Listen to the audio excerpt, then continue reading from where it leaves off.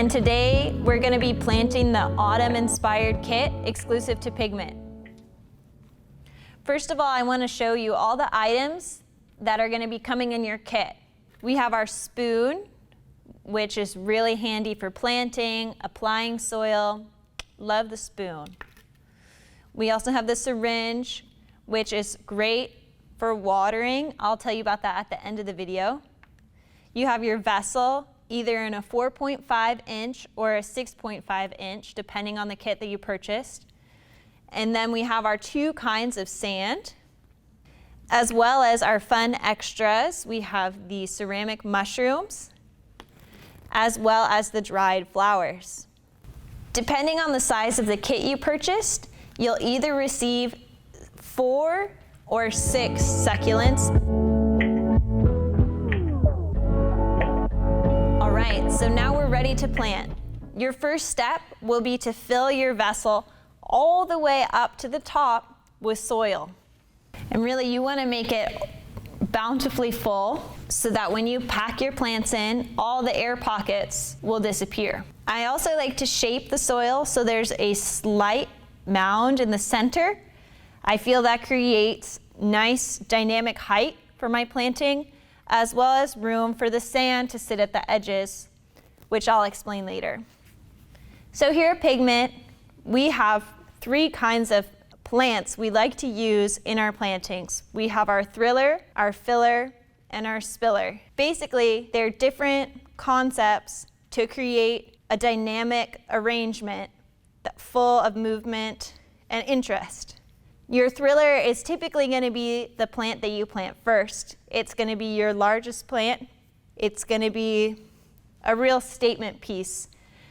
Today we're going to be using a cactus, the Nodo cactus, as our thriller.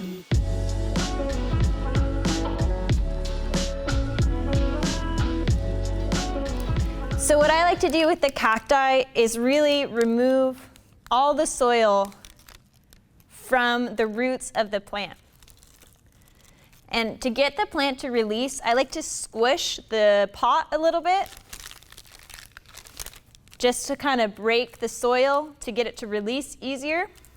As you can see, it's kind of a firm brick, but if you just break it up, leaving only the roots, it'll allow you to create an arrangement that's more compact. So see how we've got some kind of long guys? I'm just gonna give these a little rip and say, there we go, it looks beautiful. Next, I'm gonna go ahead and create a hole in the soil to plant into. You can use your nice little spoon to create the hole.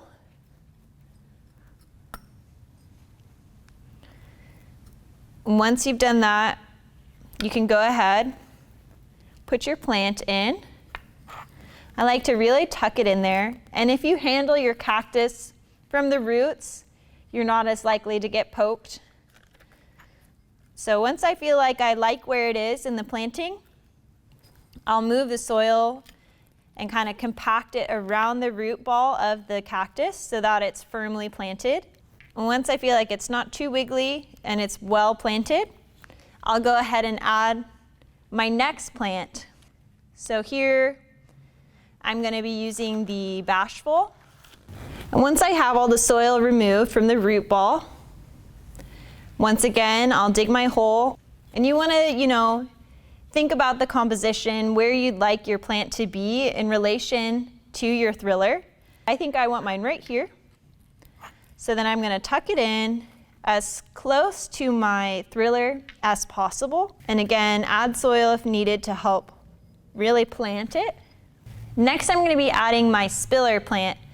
This is a plant that's kind of filling that negative space, again, accenting the other plants and creating kind of a dynamic movement in my piece.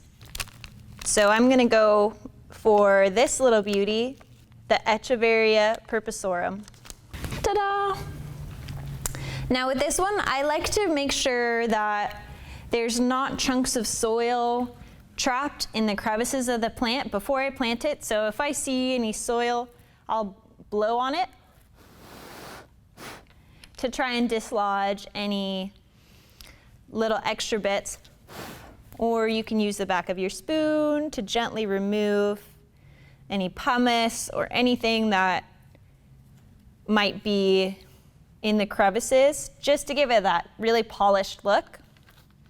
Again, I'll go and look and see where this might look most fabulous. I'm thinking right here. So I dig the hole, holding the roots, I'll really tuck those in, try and get the plant as deep as possible into the soil so that it's firmly placed in my planting. The thimble cactus. All right, so here's the thimble cactus. As you can see, I now have 3 distinct larger pieces, as well as quite a few smaller pieces. So if you touch this guy and a part falls off, that's totally normal. That's how the plant propagates itself in the wild. So I'll start with my larger segments first. And I'm placing them, I like to place them in little families. So as you can see, I have these 2 larger ones together.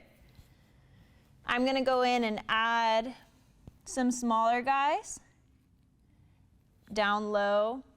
Just in that way, it looks more natural, as if they were growing in a little cluster.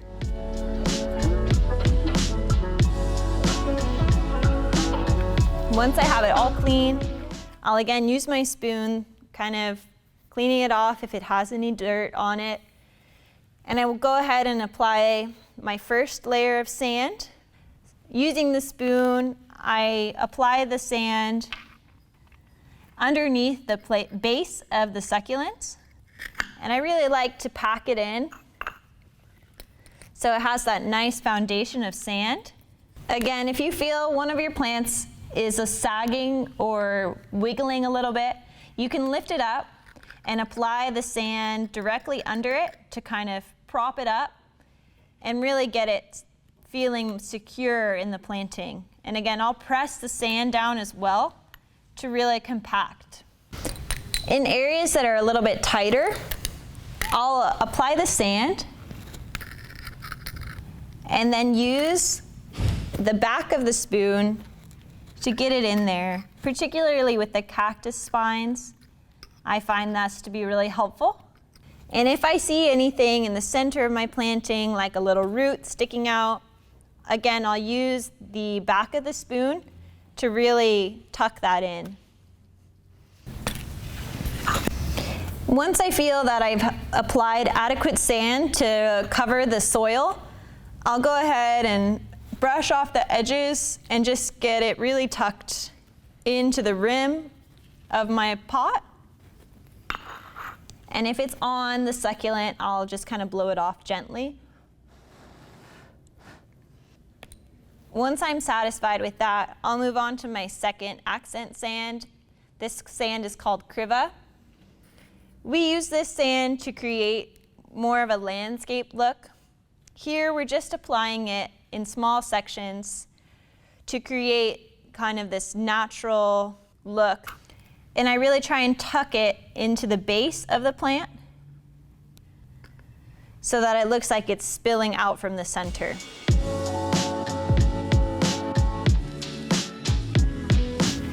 Once I've finished applying both types of sand, then I get to move on to the fun part, our extras.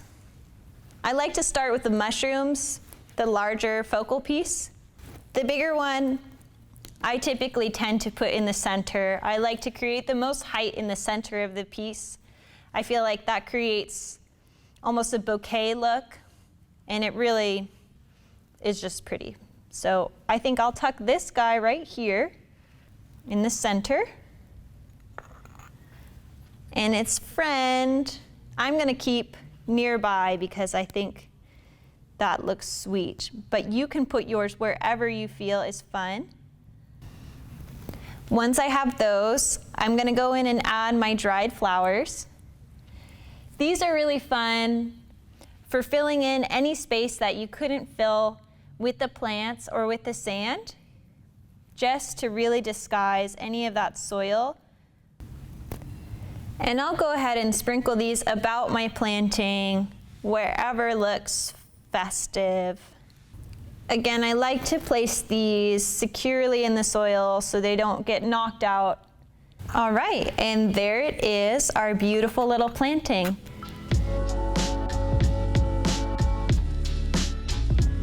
In order to maintain the fabulous appearance of your planting, you're gonna need to water it using the syringe. I like to use the syringe because it allows me to water right in the middle of the planting where I'm not gonna be disturbing my beautiful sand. For watering schedule, it really depends on where you have your planting located.